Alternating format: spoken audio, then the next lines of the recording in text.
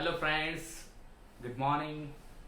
Welcome you all to our first video on the syllabus. First of all, I would like to introduce myself. I'm Dr. B.A. Tupere, Head of English Department, and I'm going to teach you the optional English paper number 1, Introduction to Literature. And today we are going to start our syllabus. That is the unit number 1, literary terms, section A, elements of short story and novel.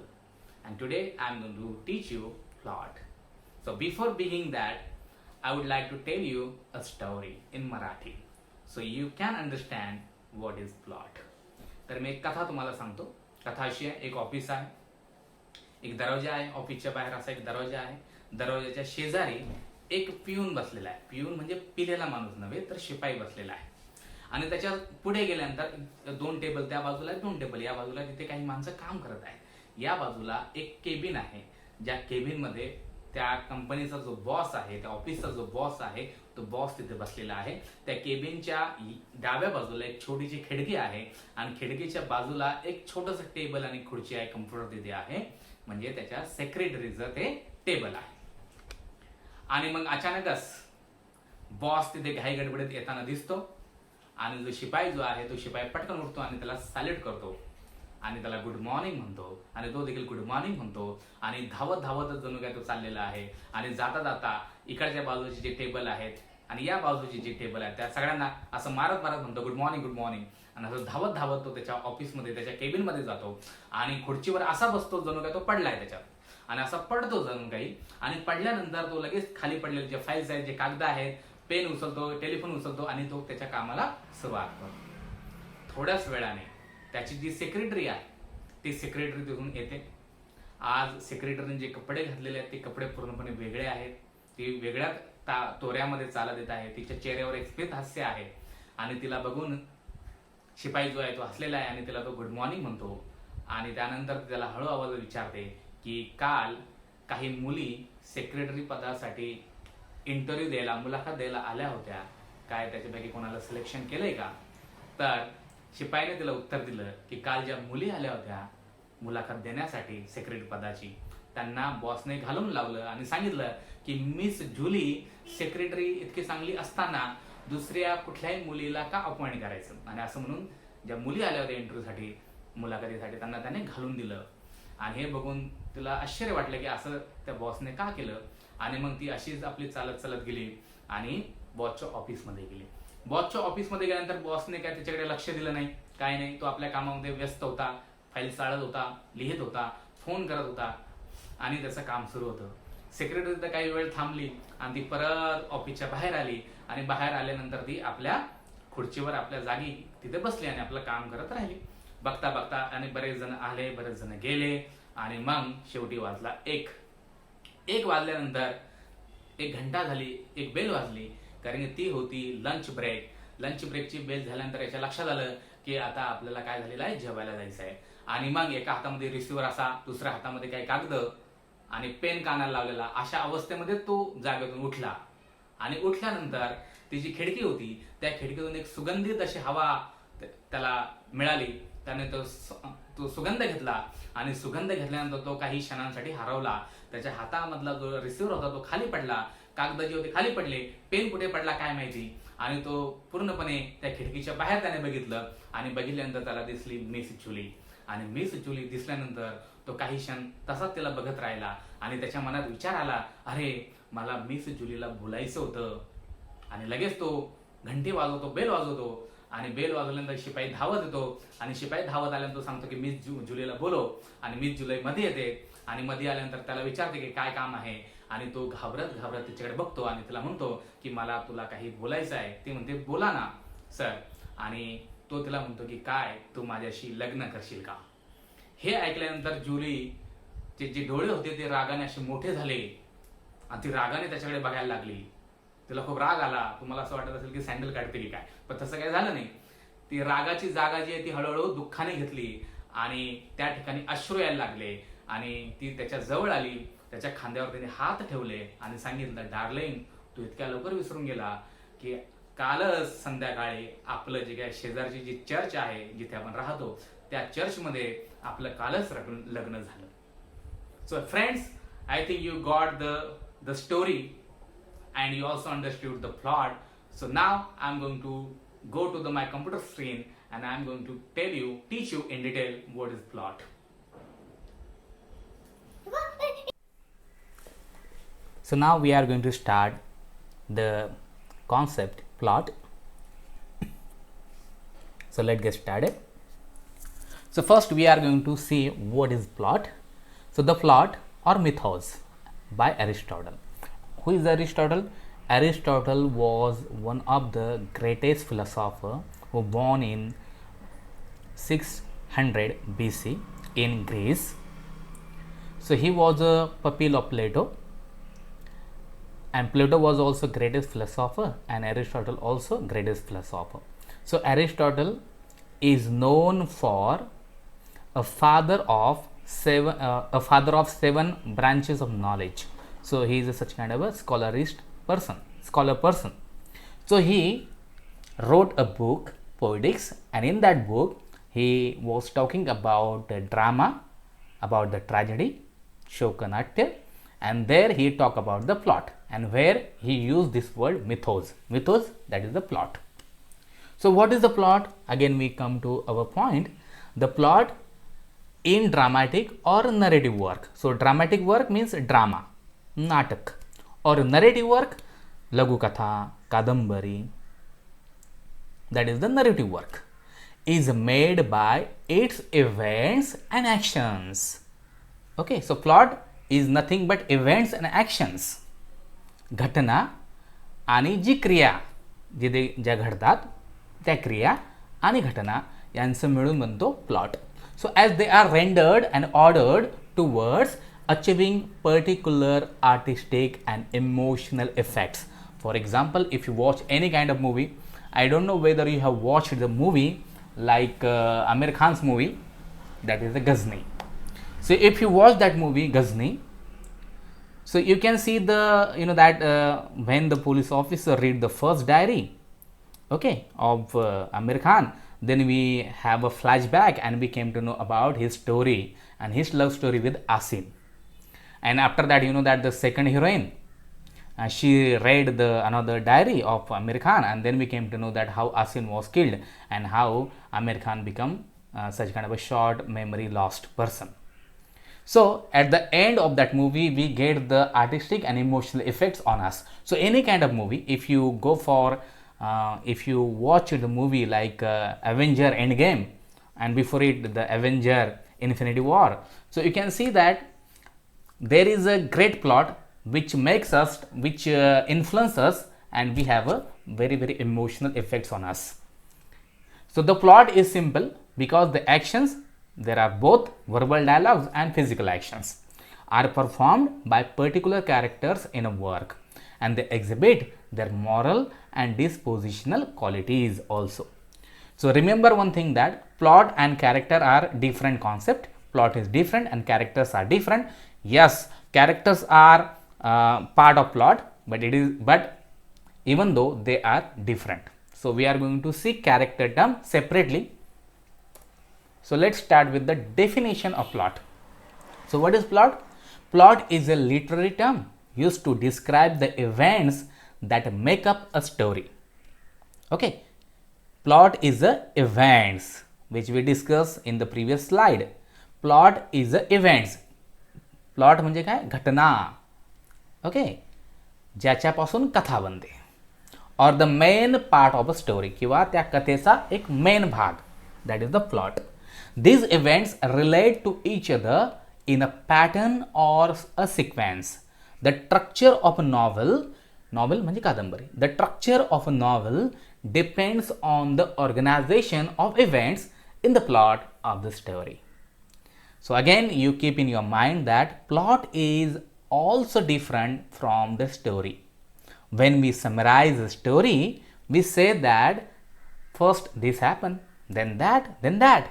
It is only when we specify how this related to that by causes and motivations, and in what ways all these matters are rendered, ordered and organized so as to achieve their particular effects, that a synopsis begin to be adequate to the plot. So that is the plot, and story is different. So let's start with the primary elements of a plot. So first you must understand that a plot has a beginning, it has a middle and it has an end. The beginning initiates the main action in a way which makes us look forward to something more. म्हणजे सुरुवात, कथेची सुरुवात जिथून होते तिथून कथा सुरू होते आणि आपण पुढे बघतो की आता पुढे काय होणार. The middle presumes what has gone before and requires something to follow. Middle जे आहे म्हणजे मध्यभाग, तो त्याच्यावर आधारित असतो जे आधी घडलंय आणि मग त्याच्यानंतर काय घडेल हे त्या मिडलमध्ये असतं. And the end follows from what has gone before but require nothing more. आणि शेवट असा असतो की जे काय घडले आतापर्यंत त्याच्यावर तो आधारित असतो, परंतु शेवट जिथं होतो त्याच्या पुढे काही नसतं. आणि तुम्हाला माहिती आहे की आता सिक्वल वगैरे येतात, म्हणजे जरी एंड झाला असला तरी स्टोरी सुरूच असते. That is the thing. And again in the plot, actually Aristotle has given us the one suggestion, that is he said that a dramatist should follow 3 unities. जो नाटककार आहे त्या नाटककाराने 3 unities नावाचा जो प्रकार आहे तो फॉलो करावा. काय आहे 3 unities? Number 1 unity of action, number 2 unity of time, number 3 unity of place. आता युनिटी ऑफ ॲक्शन म्हणजे काय, तर एकच प्लॉट असावा, एकच कथानक असावं. जर तुम्ही जुने काळातले सिनेमे बघितले 80-90च्या दशकातले, अमिताभ बच्चन एक हिरो असतो, शशी कपूर दुसरा हिरो असतो, किंवा विनोद खन्ना एक हिरो असतो, किंवा नंतरच्या काळात पण तुम्ही बघितलं असेल इकडे सुनील शेट्टी आहे, अक्षय कुमार आहे, दोघांचा एक पिक्चर, 3 हिरोंचे पिक्चर. तर त्याच्यामध्ये सब प्लॉट असतं, म्हणजे एका हिरोचं कथानक मेन कथानक वेगळं आणि त्या हिरोचं एक वेगळं कथानक असतं. Okay, so that is called as a sub plot. So according to Aristotle there should be only single plot. एकच कथानक असलं पाहिजे, मेन कथानक असलं पाहिजे आणि त्याच्यामध्ये दुसरं कथानक असता कामा नये. That is the unity of action. What is unity of time? त्याच्या म्हणण्यानुसार every events of that plot should complete within 24 hours. म्हणजे 24 तासामध्ये ते जे कथानक आहे ते कथानक संपलं पाहिजे. And what is the unity of place? तुम्ही बघितलं असेल हिंदी सिनेमातले गाणे, समजा रावडी राठोड जर तुम्ही बघितलं असेल तर रावडी राठोडमध्ये बघा ती लहान मुलगी अक्षय कुमार घरी घेऊन आलेला असतो, कारण दुसरा अक्षय कुमारची ती मुलगी असते ज्याचा जो असतो राठोड, बरोबर का नाही. आणि मग ती त्याला पापा पापा म्हणत असते आणि तो तिला लपवण्याचा प्रयत्न करत असतो, कारण की सोनाक्षी सिन्हा ती देते.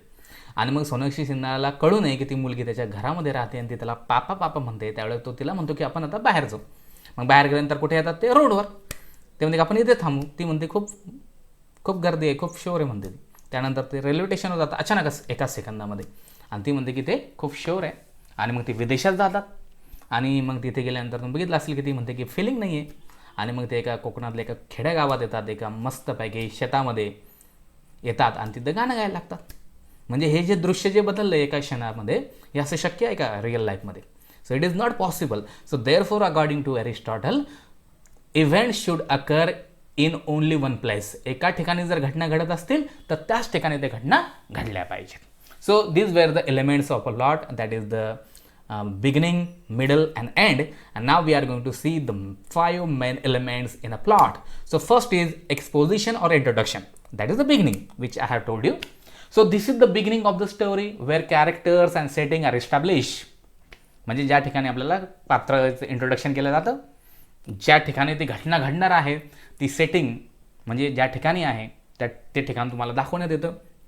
For example, William Shakespeare has written one play, Hamlet, and Hamlet start with the palace of Hamlet. The palace आहे त्याचा राजमहल आहे, and there is a huge gate and there is one soldier is there and it is night and 12 o'clock. रात्रीचे 12 वाजलेले आहेत, सुसाट वारा सुटत आहे आणि तो जो काय सैनिक आहे तो थरथर कापत आहे, कारण त्याला माहीत आहे 12 वाजलेले आहेत, आता इथे एक भूत येणार आहे. And after that, we also came to know about the Horatio, who is a friend of Hamlet. Hamletचा जो मित्र आहे, Horatio जो साईड हिरो आहे, त्याचं इंट्रोडक्शन होतं. And then we came to know that who is that ghost. तो ghost जो भूत जो आहे तो भूत कोण आहे? Horatio recognized that it is the old Hamlet. Hamletच्या बापाचं ते भूत आहे. And after that, in the second scene, we also introduced to the Hamlet itself, his mother's attitude, and again the Claudius, who is his uncle, who is a villain of that play. आणि मग कॉलिडियस जो villain आहे त्याचं देखील आपल्याला introduction केलं जातं आणि त्याच्यानंतर ऑफिलिया जी हिरोईन आहे त्या नाटकात तिचं देखील इंट्रोडक्शन केलं जातं. So that is the beginning of the story. And then the conflict or main problem is introduce as well. सुरुवातीलाच मेन जे कॉन्फ्लिक्ट आहे, जो संघर्ष आहे, जी समस्या आहे, त्या समस्याचं आपल्याला तिथे लक्षात येतं. काय समस्या आहे हॅमलेटमध्ये? हॅमलेटमध्ये समस्या आहे की त्याच्या बापाचं भूत आलेलं आहे. It mean that someone has killed him. Like nowadays, you know that there are media is talking about maybe the Sushant Singh Rajput has been killed. बरोबर का नाही? मीडियामध्ये तुम्ही बातम्या बघत असाल की कदाचित सुशांत सिंग राजपूतची हत्या केलेली आहे की काय, अशा प्रकारच्या देखील चर्चा आपल्याला होते, म्हणजे त्याच्यातून दिसत आहे. तर त्याच प्रकारे भूत जर दिसत असेल हॅमलेटचं, it may be that he may be murdered, त्याला मारलेलं आहे, ठार मारलेलं आहे. So that is the conflict or main problem introduce in the beginning of the plot. Then the rising action. आता आपलं झालं middle. So rising action which occurs when a series of events build up to the conflict. The main characters are establish by the time the rising action of plot occurs. त्यावेळेस ओळख होऊन जाते main character काय काय, आणि मग घटना पुढे जायला लागतात, त्या डेव्हलप होत जातात. आणि at the same time events begin to get complicated. आणि त्याच वेळेस ते कॉम्प्लिकेटेड बनत जातं, कारण की जे भूत जे आहे हॅमलेटचं, हॅमलेटबद्दलच बोलूया आपण पुढे. हॅमलेटचं जे भूत आहे ते हॅमलेटला सांगतं की त्याच्या काकांना त्याला ठार मारलेला आहे, त्यामुळे हॅमलेटने त्याच्या वडिलांच्या खुनाचा बदला घेतला पाहिजे. Okay, he wanted revenge. Revenge म्हणजे बदला. He wanted revenge. Hamlet should killed Claudius in order to save his soul. So in this way his soul will rest in heaven if Hamlet take revenge. So it is during this part of story that excitement, tension or crisis is also encounter. आणि मग त्याच्यामध्ये Hamlet जो आहे तो वेडा झाल्याचं नाटक करतो, ऑफेलियाला देखील तो दुर्लक्षित करतो, आणि मग त्याच्यामध्ये एक्साइटमेंट आपल्या मनात निर्माण होते, एक टेन्शन निर्माण होतं. आणि तुम्हाला तो डायलॉग माहीत असेल, to be or not to be, that is a question. हा हॅमलेटमधला तो खूप जगप्रसिद्ध असा तो डायलॉग आहे. Then in the middle also there is a climax. So in the climax तुम्हाला माहिती आहे की अशी गोष्ट ज्या ठिकाणी टर्निंग पॉईंट असतो, त्या कथेचा टर्निंग पॉईंट जिथे टर्न होती ती कथा, म्हणजे कथानकामध्ये बदल म्हणजे वेगळेपणा येतो. आपल्याला लक्षात येतं की कथा ही हिरोच्या बाजूने झुकलेली आहे आता. So climax, in the climax of the main point of the plot there is the turning point of the story. This mean to be the moment of highest interest and emotion, leaving the reader wondering what is going to happen next, and then falling action. It is also part of the middle of plot. So falling action or the dwindling of the story occurs when events and complications begin to resolve. The result of the actions of the main character are put forward, and then we came to know then we came to the last point, that is the end of the plot, that is the resolution. So resolution or the conclusion is the end of a story which may occur with either a happy or a tragic ending. जर ती नाटक असेल किंवा ती कादंबरी असेल किंवा ती लघुकथा असेल, जर ती कॉमेडी असेल म्हणजे त्याचा शेवट जर आनंदामध्ये होत असेल तर त्याला आपण कॉमेडी असं म्हणतो. जर त्याचा शेवट जो आहे दुःखात होत असेल, म्हणजे हिरोईनपैकी कोणी मरत असेल, दोघेही मरत असतील, तर त्याला आपण ट्रॅजिक एंडिंग असं आपण म्हणतो. So I'm going to give you the example of plot in literature. So only one example, because already I have given you another example, that is Hamlet. So Harry Potter and the Sorcerer's Stone. Harry Potter and the Philosopher's Stone, that was the name of the movie which was came in India. And again the book which is available in India, Sorcerer's म्हणजे philosopher. Okay. Sorcerer म्हणजे philosopher. जर भारतामध्ये Harry Potter and the philosopher stone असं आहे, पण original जे कादंबरीचं नाव ते आहे ते सॉर्सर स्टोन असं आहे. And it is written by J.K. Rowling. अँड तुम्ही कदाचित हॅरी पॉटरची मूवी बघितली असेल. I hope that, because I love Harry Potter movie, because when I was a small child, not small child actually, but I like it. So among the examples of plot in modern literature, Harry Potter and the Sorcerer's Stone is probably the most familiar to both readers and moviegoers. The plot of the story begins when Harry learns that Professor Snape is after the Sorcerer's Stone. The professor let loose to a troll who nearly kills Harry and his friends. In addition, Harry finds out that Hagrid let out the secret of the giant dog to a stranger in return for a dragon, which means that Snape can now reach the Sorcerer's Stone. And we have seen the movie that it is not a Snape but it is another professor who is a villain. आणि तो villain काय आहे ते तुम्हाला माहिती आहे, तुम्ही movie बघा, छान मूवी आहे. So let's start with the function of plot. That is the last part of this lecture. So the first function of a plot is one of the most important parts of a story and has many different purposes. Firstly, the plot focuses attention on the important characters and their roles in the story. It motivates the characters to affect the story and connect the events in an orderly manner. The plot creates a desire for reader to go on reading by absorbing them in the middle of the story, ensuring they want to know what happens next. So पहिलं जे function आहे, पहिलं जे कार्य आहे प्लॉटचं, ते असं आहे की ज्यावेळेस तुम्ही एखादी कादंबरी, एखादी कथा वाचायला घेता किंवा बघता टी व्हीवर किंवा इंटरनेटवर, यूट्यूबवर, तर प्लॉट काय करतं, तुमच्या मनामध्ये काय करतं की एक तीव्र इच्छा निर्माण करतं की आता पुढे काय होणार, पुढे काय होणार, ही इच्छा आपल्या मनामध्ये निर्माण होते. आपण त्या कथेमध्ये पूर्णपणे बुडून जातो. आता या पात्रासोबत काय होणार, आता काय होणार, ही उत्सुकता आपल्याला लागून राहते. ही उत्सुकता निर्माण करण्याचं कार्य जे आहे ते प्लॉट करतं. Number second, the plot leads to climax, but by gradually releasing the story in order to maintain readers interest during the plot of a book, a reader gets emotionally involved, connecting with the book, not allowing himself to put the book down. Eventually, the plot reveals the entire story, giving the reader a sense of completion that he was finished the story and reached a conclusion.